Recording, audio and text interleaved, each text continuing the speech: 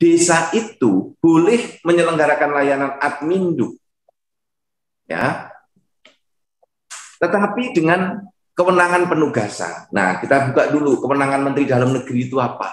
Ini biar benar. Ini semua kewenangan pusat.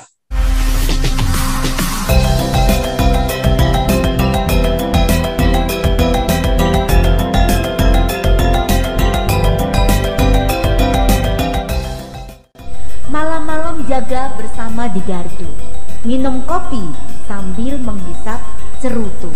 Nah, ini khasnya bapak-bapak nih. Dengan program Desa Berdaya Kampung Madu, Desa Kemelagi semangat terus maju.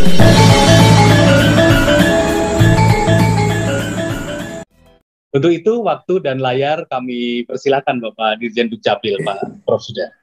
Bismillahirrahmanirrahim. Assalamualaikum warahmatullahi wabarakatuh. Selamat pagi, salam sejahtera untuk kita semuanya, salam sehat, salam bahagia, Om Swastiastu, Namo Buddhaya, salam kebajikan. Terima kasih Mbak Nadia dan Mas Andi Kriarmoni, Direktur Bina Aparatur yang sudah mengantarkan acara pada pagi hari ini. Wabil khusus kepada senior saya, sahabat saya, mentor saya, Mas Yusharto Huntoyungo, atau Pak Dirjen Pemdes, lengkapnya Bapak Dr. Yusharto Huntoyungo, MPD. Terima kasih di tengah kesibukan tugas ke Jawa Timur, berkenan bergabung untuk kita melancarkan, kemudian memperbanyak pelayanan administrasi kependudukan di desa. Saya menyebutnya sebagai PADD, pelayanan adminduk di desa. Tidak disebut dengan PAD, pelayanan adminduk desa. Nah, jadi ada kata di tengahnya, kata di. Jadi pelayanan adminduk di desa. Karena nanti kalau disebut pelayanan administrasi kependudukan desa, kesannya penduduk itu dan lain-lain itu menjadi kewenangan desa. Nah, ini yang perlu nanti saya dan Mas Yusharto kita bisa mendorong secara masif sebagaimana yang sudah berjalan selama ini. Dengan kita tata, kita atur yang lebih baik. Karena apa? Kita ingin mendorong pelayanan ini menjadi betul-betul pelayanan yang membahagiakan masyarakatnya. Ya, saya sudah siapkan slide-nya urut ini teman-teman semuanya. Bagaimana desain kita, ideologi kita Dukcapil itu pelayanan yang membahagiakan masyarakatnya. Regulasinya sudah kita siapkan. Sampai ke tingkat desa, itu sudah kita siapkan. Ada Permendagri 19 tahun 2018. Bagaimana pelayanan yang berkualitas dari jemput bola sampai ke tingkat desa. Kemudian PP 40 2019. Bagaimana nanti desa bisa melaksanakan layanan adminduk? Bisa dilakukan. Desa tidak punya kewenangan, tetapi bisa diberi tugas pembantuan. Itu sudah kita buat di PP 40 2019. Tata caranya sudah kita siapkan semua di Perpres 96 tahun 2018. Sampai sistem siaknya. Jadi teman-teman secara ringkas di slide pertama ini saya sampaikan, sistem siak kita, jangan kemudian teman-teman mengatakan, Pak kami tidak terhubung dengan siak. Nah ini bisa jadi para kepala dinas, operator, ADB, atau kadis-kadis yang baru, belum tahu kalau kita ada Permendagri yang mengatur tentang siak, yaitu Permendagri 95 tahun 2019. SIAK itu ada 15 unsurnya, salah satunya SDM, salah yang lainnya tempat pelayanan. Baru kita siapkan cara-cara pelayanannya, tindak lanjut Perpres 96 2018 adalah Permendagri 108 dan 109. Nah, bagaimana desain pelayanan adminduk kita? Ini yang juga perlu kita sampaikan terkait dengan urusan adminduknya. Kerangka aturannya sebelah kiri, itu sudah saya jelaskan tadi ya. Kita sudah lengkap kerangka aturannya. Dari kerangka aturan itu, kita mengacu pada desain besar bahwa Dukcapil itu semi vertikal. Pejabatnya diangkat dan diberhentikan oleh Dukcapil, desainnya diberi anggaran dari APBN. Hanya tahun ini saja kita tidak dapat anggaran itu. Tapi mudah-mudahan berikut-berikutnya masih dapat. Atau nanti ada bantuan dari pusat dari dana APBN kepada daerah. desainnya semi vertikal. Kemudian satu sistem SIA-nya satu, sistem informasi administrasi kependudukan. Tidak ada sistem yang lain.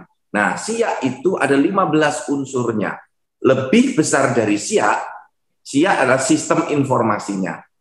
Sistem besarnya adalah SAK, sistem administrasi kependudukan tanpa I di dalamnya.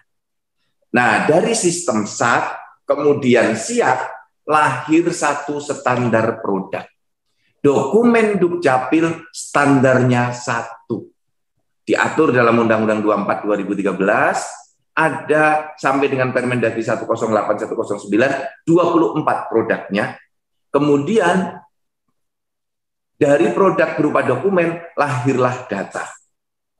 Nah, bagaimana kewenangan pelayanannya? Semua kerangka regulasi Dukcapil, semua regulasi Dukcapil, dengan kerangka besar yang sudah saya sampaikan tadi, kewenangannya dilaksanakan oleh Dinas Dukcapil dan UPT. Kewenangan terkait dengan pelayanan Adminduk hanya diberikan kepada Dinas Dukcapil dan UPT. Tidak ada tempat lain yang diberi kewenangan untuk itu. Oleh karena itu, kita harus berhati-hati betul agar tidak salah. Tolok ukur tindakan pemerintahan yang benar itu sudah ada dalam Undang-Undang 30 tahun 2014 tentang administrasi pemerintahan. 3 tolok ukurnya. Kalau kita ingin tindakan kita benar. Pertama, kewenangannya benar. Yang kedua, prosedur atau tata cara pengurusannya benar. Dan yang ketiga, substansi atau persyaratannya benar. 3 itu. Siapa yang diberi kewenangan? Untuk layanan Adminduk hanya 2. Dinas Dukcapil dan UPT. Tidak ada lagi yang lain. Kemudian prosedur dan persyaratannya sudah diatur di Permendagri 108 dan Permendagri yang lain tersebar. Misalnya ya, untuk pemanfaatan data sudah diatur. Tata caranya seperti apa, substansi datanya seperti apa, sudah diatur. Nah, ini juga yang perlu saya sampaikan terkait dengan yang sedang teman-teman kerjakan. Layanan Adminduk berbasis kewenangan desa.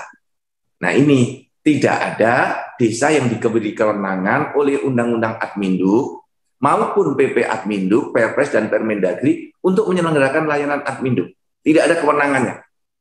Nah, desa karena tidak punya kewenangan, kalau kemudian menyelenggarakan layanan Adminduk berbasis kewenangan desa menjadi tidak sah. Ini yang kemarin saya koreksi pada waktu di Bappenas.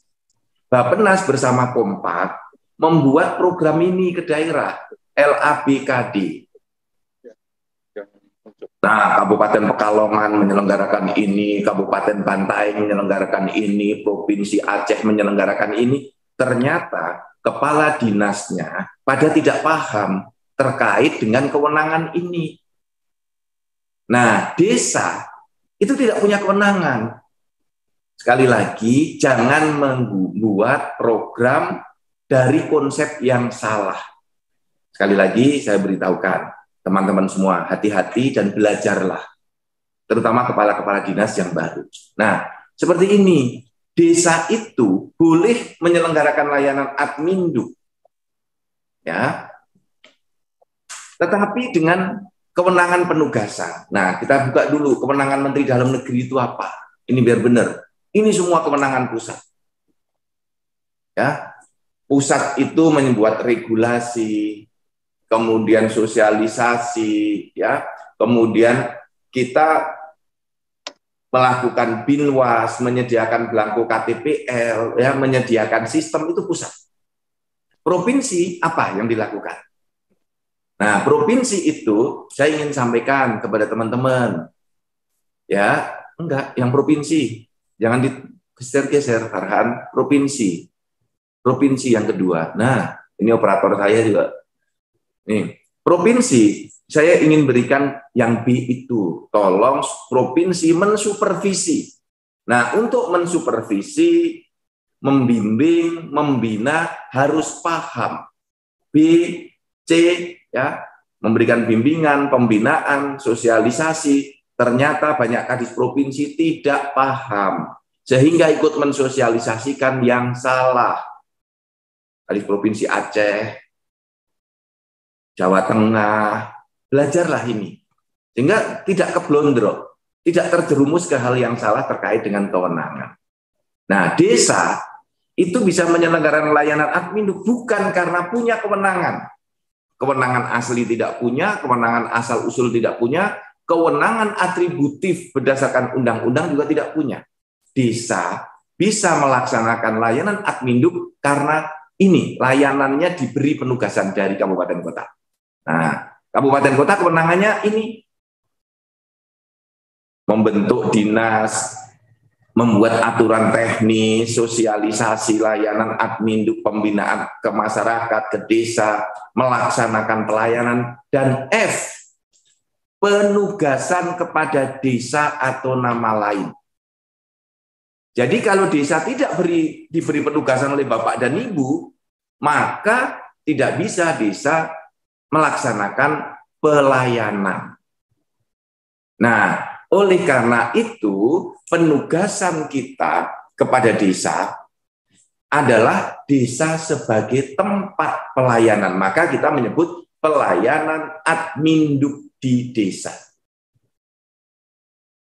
Bapak dan Ibu silahkan memberi penugasan sebagai tempat pelayanan. Tidak boleh kepala desa mengangkat operator adminduk, mengangkat ADB adminduk, seperti yang dilakukan oleh Pekalongan. Yang mengangkat operator itu kepala desa. Karena sifatnya penugasan, maka operator desa, petugas registrasi desa itu diangkat oleh Dinas Dukcapil atas nama Bupati atau langsung dengan SK Bupati. Nah, konstruksinya seperti ini, konstruksi hukumnya. Yo. Jadi Dinas Dukcapil dengan UPT, ini saya anggap Dukcapil dan UPT, itu memiliki diberi kewenangan atributif dan delegatif oleh peraturan perundang-undangan. Dari undang-undang sampai Permendagri. Kewenangannya ada di situ, di Dinas dan UPT. Kemudian kita mau menggeser tempat layanan. Tempat layanan boleh dimanapun, Ibu dan Bapak. Ya, karena tempat layanan berbeda dengan kewenangan. Kalau kewenangan itu ada hak untuk menandatangani. Sedangkan di desa tidak ada hak menandatangani dokumen. Kalau kewenangan itu merencanakan, mengeksekusi, dalam mengeksekusi itu mencetak, yang menandatangani dokumen dan seterusnya. Maka kita memiliki tempat pelayanan yang permanen dan yang tidak permanen atau sewaktu-waktu bila dibutuhkan. Nah, pelayanan kita, tempat yang permanen itu di Dinas Dukcapil, kantor UPT, kantor kecamatan, kantor desa, mal pelayanan publik, atau tempat lain yang ditetapkan sebagai tempat pelayanan. Boleh. Bapak dan Ibu ada mal-mal bagus, mal beneran, tempat dagang, sekolah, kampus, boleh membuat tempat layanan di situ. Jadi Bapak dan Ibu bisa jemput bola yang B, pelayanan sewaktu-waktu. Tempat-tempat yang ditetapkan sebagai tempat pelayanan, silahkan. Datang di satu kampus, jemput bola 1 bulan, boleh di situ. Datang ke satu desa 2 minggu, boleh. Itulah tempat pelayanan. Nah, tempat pelayanan tidak berarti dia berwenang menyelenggarakan pelayanan adminduk sampai dengan menerbitkan dokumen, menandatangani dan menerbitkan dokumen.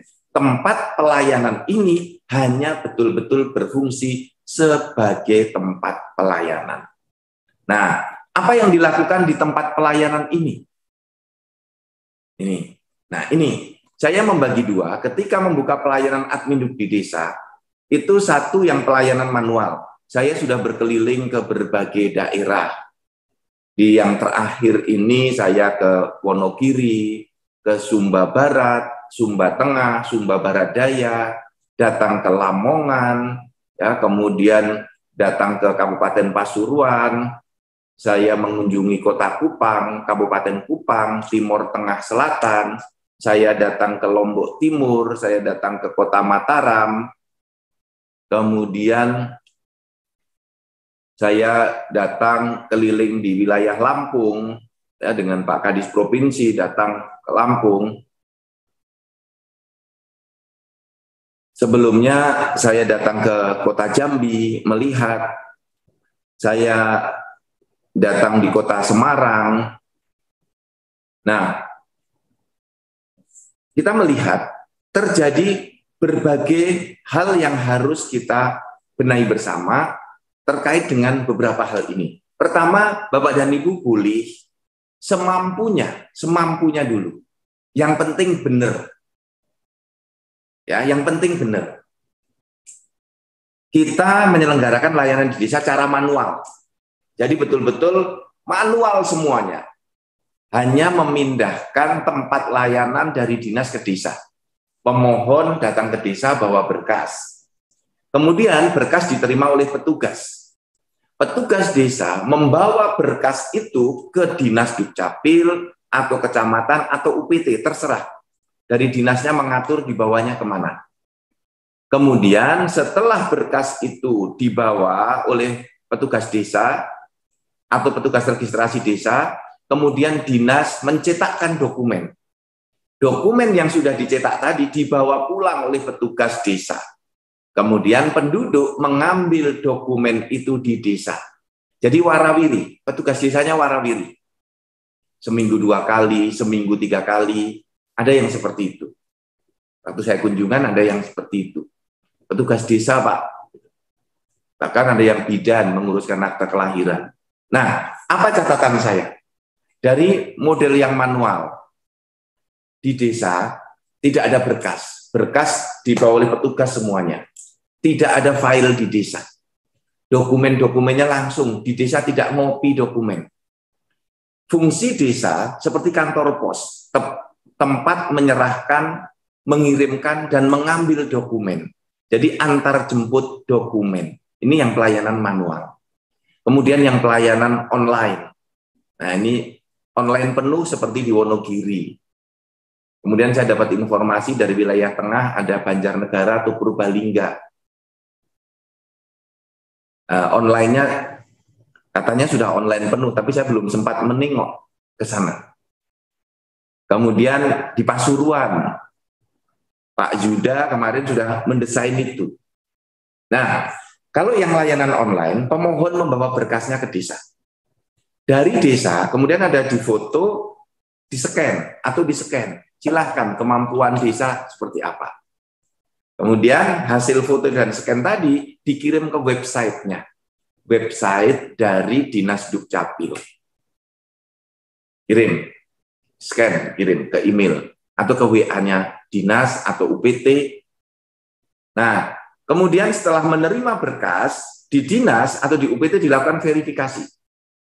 Dokumen kependudukan yang sudah jadi dikirim filenya lewat WhatsApp atau ke email desa. Kemudian petugas desa memprint out dokumen. Nah, ini sekali lagi desa menjadi penyelenggara layanan karena diberi tugas pembantuan, diberi surat tugas atau keputusan bupati sebagai penyelenggara tugas pembantuan. Catatannya adalah ada berkas di desa, ada file atau data di desa, maka di desa perlu tata kelola keamanan dokumen dan file-filenya.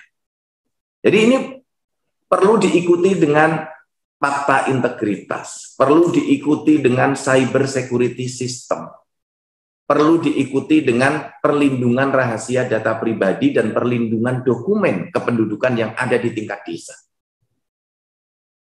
Nah, ini penting sekali menjadi perhatian Bapak dan Ibu yang menyelenggarakan layanan online atau semi-online.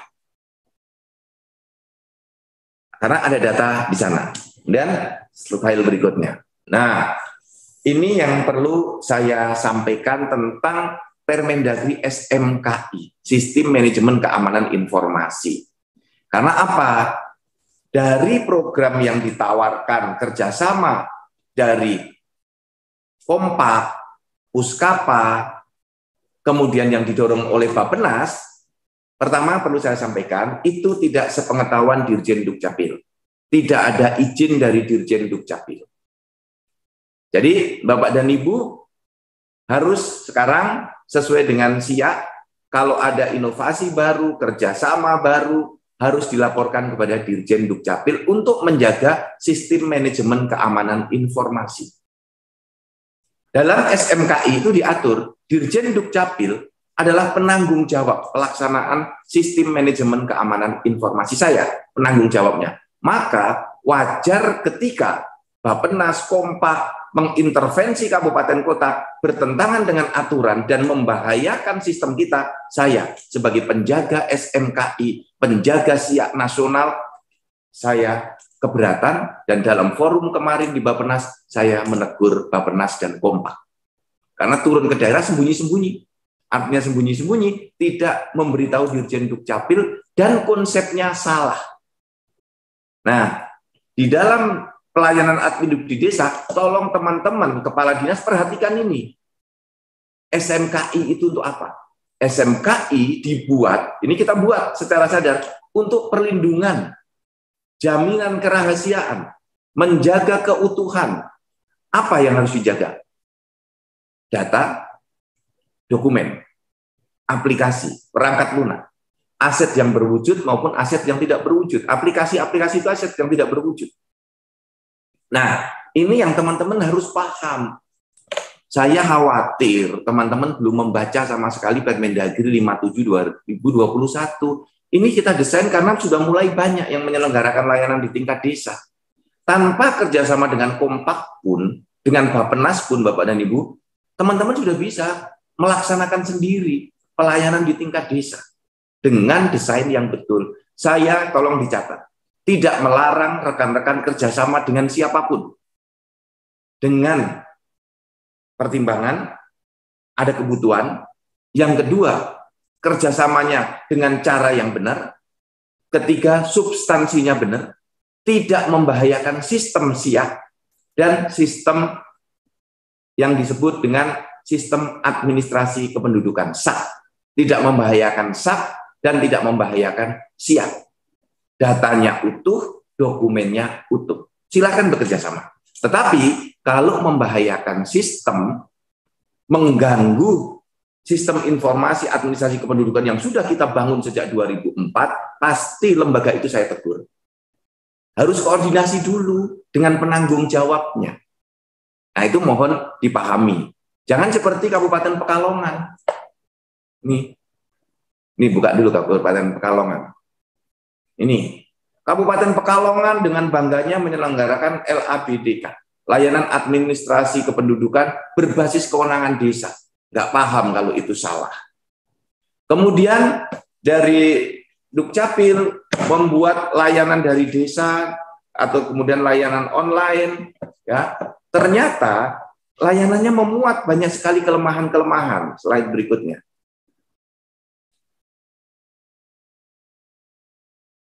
Ini perlu menjadi studi kasus kita, ya. Langsung setelah kami mengecek, ada laporan ke saya, kemudian kita buat Zoom dengan Kabupaten Pekalongan. Zoom dari Dukcapil dipimpin oleh Direktur IT, Pak Erik. Kemudian dari Dinas Dukcapil ada hadir Pak Abdul Haki, Kadis Dukcapilnya. Mereka menyampaikan bahwa dari daerah kerjasama dengan Kompak, kemudian dengan Puskapa, ya, dan ini di Puskapa itu membuatkan SOP, kemudian membuat SK operator desa untuk ditetapkan dengan SK kepala desa. Ini salah, karena tugas pembantuan, maka semua keputusan dibuat oleh yang menugaskan, bukan oleh desa. Kalau kewenangannya kewenangan asli atau kewenangan asal-usul desa, boleh. Tapi karena kewenangannya ada di dinas atau di UPT, maka semua SK harus ditetapkan oleh Kepala Dinas Dukcapil atas nama Bupati atau oleh Bupati. Jadi ini yang dikerjakan Pekalongan, hasil kerjasama dengan Kompak dan Puskapa UI, itu salah konsep, salah desain. Apalagi ya sistem online-nya tidak memiliki tingkat keamanan, nilainya F. Kalau kita kan melakukan analisis keamanan, security analysis, dari tingkatan A+, A minus, sampai tingkatan F. F itu artinya tidak ada perangkat yang menjamin terjadinya yang memberikan perlindungan dan keamanan terhadap seluruh data-datanya. Di aplikasinya sama sekali tidak ada security-nya. Ini Kabupaten Pekalongan. Nah, Bupati juga langsung dalam kesempatan yang sama mengajukan permohonan penggantian kepala dinasnya. Sudah kita proses untuk diganti. Jadi Bapak dan Ibu, ini sangat serius.